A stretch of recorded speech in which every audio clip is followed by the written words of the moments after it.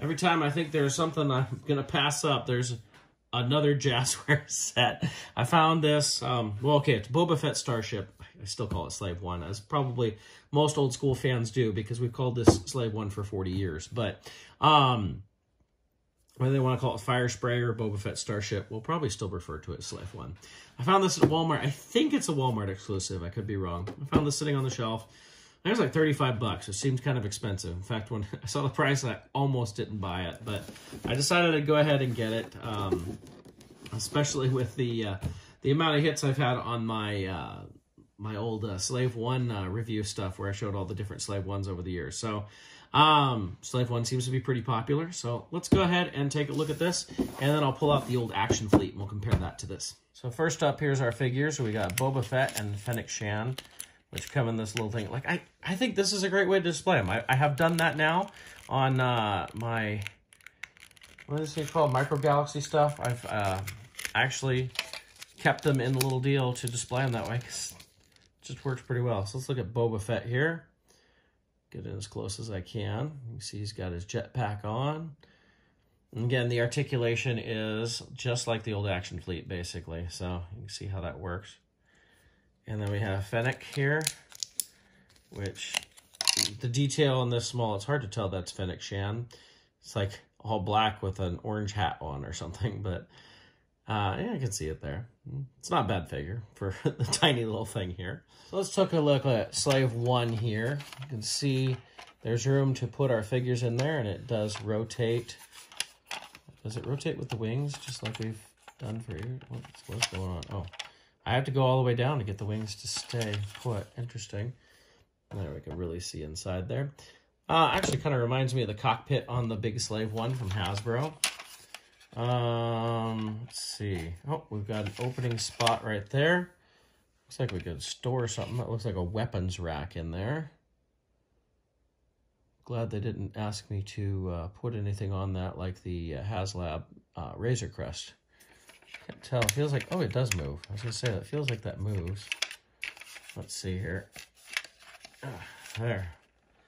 So now you can see I got it closed up like that. Not sure what the, like it's got a little notch there, like we could put something on there.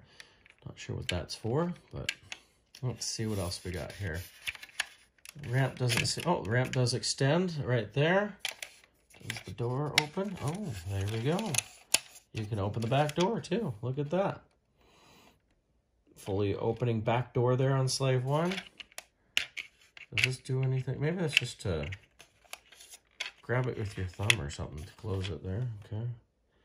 See, going right on in and with that open. There. Okay. So we've got that. Anything else this does? Obviously the guns move. Oh, the cockpit's got open, right? Yeah, there we go. So we can really look there in the cockpit. We've got 3 seats, just like in the big Slave 1 that we've had for years now. It was pretty nice. Looks like you can attach your figures. You can see some detail back behind, which is kind of cool there. And on the inside, so they've added some of that detail. We don't normally see that sort of thing in Slave 1, so it's kind of cool. Not a bad little ship. Got some good details. Oh, we should look at the bottom here. Oh, nice painted bottom there. Sadly, well, I guess this could be a sonic charge right here, right? So it doesn't detach though, but I do like that they detailed that up. It looks pretty good. I like that we have the opening back too. We don't see too many Slave 1s that get that, so that's kind of cool. This is why you check the package. So this actually opens up, and there's the sonic charge right there. So we do see it. It doesn't come out. It's just all molded on there. So let's compare. This is the old Action Fleet Slave 1 from back in the 90s. And here's our new Micro Galaxy. You can see the Micro Galaxy is a lot bigger. Detailing seems to be a little bit better on the new one. Of course, this is a little bit smaller. It still had some features. We could open the cockpit on this one. See my Boba Fett still sitting in there. Feels like he's got a lot better paint deco on him than the Jazzwares ones does. The wings do move on this, but the cockpit doesn't rotate. This did have, you could open up back here. Usually most Action Fleet things had like 2 features. Boy, I got this open just a second ago. So you could open it up back here, and if I remember correctly, you could fit the Haunted Carbonite on there too. Let's see what we had in there. Detailing on the bottom was a little bit more detailed in the molding, not as flat as we get in this. This is a little more flat, but this has more paint on it too.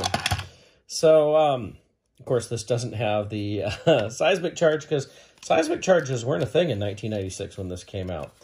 I think that's about it on this. So, I mean, the Jazzwares one is much bigger, more detailed. I'd say better, which is good, because this was 10 bucks, of course. This was 10 bucks 25 years ago, and this was 35, but I think the detailing is pretty good. I thought I'd grab something else to compare, and that is the Micro Machines playset Slave 1. Now, this is a playset that opens up into a Tatooine playset thing, but ultimately, it's closer to the same size as this new one. Now, of course, this doesn't have any of the figure stuff as far as the ship details. It opens up into a playset, but it's pretty close to the same size. It's a little bit bigger than this new one, but I thought it'd be interesting to take a look at that, anybody who remembers this playset. So, and like I said, this just turns into, like, yeah, pop this open, and you've got, like, Jabba the Hutt and a T-16 Skyhopper. That's the whole thing with this. You pull this down, and you put a T-16 here to go through Beggar's Canyon, and you got all sorts of stuff from Mos Eisley. As you can see, the Sandcrawler and all that. So, I mean, it's just a play set inside. It's not going to be set up to be Slave 1 at all. So, all in all, I think this is a pretty cool set. Was it $35 worth, though? I like the Jazzwares stuff. I've really enjoyed all these ships. I've bought several of them now. I'm not so big on the price. I feel like every one of them feels overpriced. I know I'm comparing to prices of, like, Action Fleet that I bought 25 years ago, but at the same time, like, I'm comparing to, like, this is the price of, say, close to 1.5 Black Series figures, approximately, right? Which would you rather have? You know, a Black Series figure and towards another one, or this? And, you know, sometimes it's hard to compare like that, but or you could look at this as being almost 3 TVC, you know?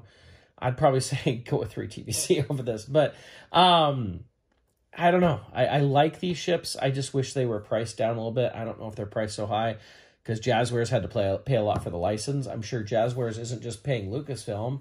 I'm betting they have to pay something to Hasbro. I bet Hasbro's licensed it out, which wouldn't surprise me because Jazzwares has done stuff with Hasbro for, like, G.I. Joe, Transformers, and that sort of thing. So, you know, it wouldn't be the first time Hasbro licensed out their 12-inch license to Sideshow to do the 12-inch figures. So, you know, it's not unprecedented, and maybe that's just what it is it costs a lot of money for them to get licensed. So, you know, of course, that cost gets passed on to us, the consumer.